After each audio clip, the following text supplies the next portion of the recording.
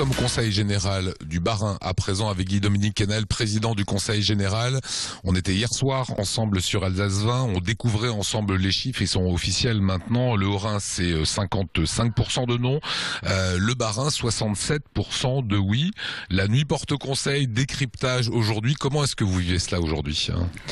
Écoutez, avec un peu de recul, d'abord quelques analyses positives quand même. Hier soir on était un peu sonné, c'est évident, parce que on s'attendait pas au moins au résultat haut-rhinois. On pensait que le oui l'emporterait, peut-être de justesse, mais non pas que le non soit aussi fort que cela dans le Haut-Rhin.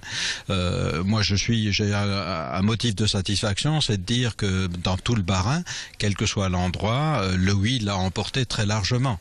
Et il n'y aurait pas eu la règle des 25%, dans le département du Bas-Rhin, on serait à 65 et des poussières pour le oui, ce qui en termes de résultats lors d'une élection est quand même plutôt satisfaisant. Alors dire aussi, et c'est le constat que j'ai fait, j'ai pas beaucoup dormi cette nuit, mais j'ai beaucoup réfléchi.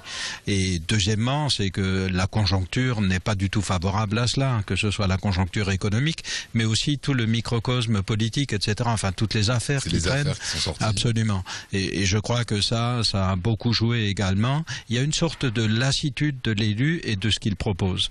Et je crois que là aussi, nous devons y réfléchir, montrer que finalement, il y a des élus qui sont encore authentiques, des élus qui font des propositions, qui ne visent pas d'abord leur propre bien-être et leur propre avenir, mais qui visent l'avenir de l'Alsace en l'occurrence. En tous les cas, je suis de ces élus, je m'en réclame. C'est une question que j'ai posée tout à l'heure à Charles Buttner. Est-ce qu'il y a deux identités départementale? Est-ce qu'il y a une identité haut-rhinoise et une identité bas-rhinoise pour que les scores du non et du oui le reflètent?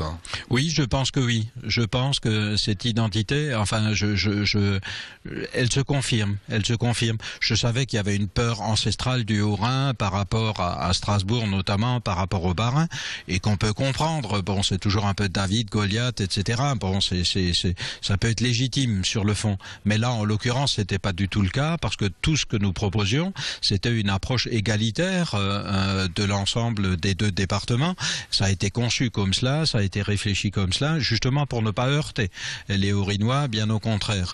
Je constate que sur les deux dernières élections, à chaque fois, les deux derniers référendums, que ce soit sur l'Europe ou que ce soit là sur l'évolution de l'Alsace, les suffrages exprimés entre les Haut-Rhinois et les Bas-Rhinois divergent très profondément. Alors, est-ce lié à la sociologie? Est-ce lié tout simplement au contexte économique qui est peut-être un peu plus dur dans le Haut-Rhin que dans le Bas-Rhin? Je n'en sais rien, mais en tous les cas ça mérite analyse. Oui, ils ont la métropole de Mulhouse, de Bâle, ils ont l'Euro-Airport, c'est une région forte finalement. C'est une région forte, c'est une région qui a énormément d'atouts, et c'était bien cela aussi de dire on conjugue l'ensemble de nos atouts pour faire une Alsace forte et une Alsace qui permette à nos jeunes demain d'exister encore, d'avoir du boulot et finalement de s'y sentir bien.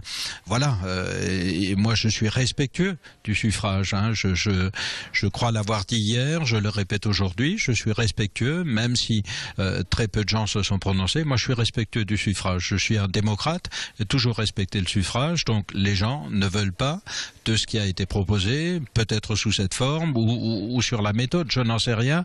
Encore que j'ai entendu beaucoup de gens qui critiquent la méthode qui a été mise en œuvre sans proposer de méthode alternative. C'est ce que je constate.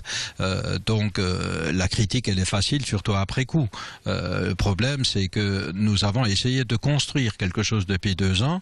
Il y a un certain nombre de gens qui n'ont pas participé à cette construction très clairement et qui aujourd'hui sont très critiques. Alors, encore une fois, la critique est toujours facile. Faire, c'est beaucoup plus difficile. Mais en tous les cas, tous les acteurs sont les bienvenus et on le sait bien. Que va-t-il advenir maintenant de cette fusion avortée? Est-ce un projet mort-né? C'est une fusion pour l'heure avortée sous cette forme-là, c'est évident, parce que vous savez, on prend quand même un risque politique important que d'aller vers le référendum, que de proposer quelque chose. Aujourd'hui, je ne sais pas si les élus et quels seront les élus qui se risqueront à nouveau à proposer cette évolution institutionnelle et à proposer un nouveau référendum. Ce sera certainement pas demain matin. Nous aurons maintenant à attendre l'acte 3 de la décentralisation. Alors à nous de jouer localement, à nous de voir avec la métropole, avec le département. En tous les cas, moi ce matin, ce que j'ai dit déjà à un certain nombre de vos confrères, c'est que je continuerai à m'employer pour le bien-être de l'ensemble des Barinois. Je dis bien de l'ensemble des Barinois, et je continuerai d'assumer ma mission. Ce matin, on avait une commission permanente, plus de 10 millions d'euros d'accompagnement et d'investissement, notamment dans le domaine économique, avec des laboratoires de recherche installés ici dans notre territoire pour conforter la mission économique du territoire. Vous voyez, bon, ça continue, nous continuerons et probablement nous accentuerons un peu plus ce développement du Bas-Rhin. Merci Guy-Dominique Kennel. Voilà, merci de nous avoir reçus.